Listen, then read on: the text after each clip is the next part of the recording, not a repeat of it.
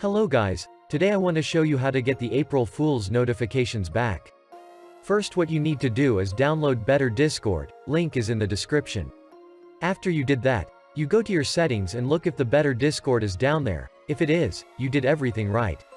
If not, I would reload my Discord or try to install it again. If it still doesn't work, I would recommend watch a YouTube tutorial. Second thing you need to do install is the plugin. For that you need to go to the second link in the description and download it.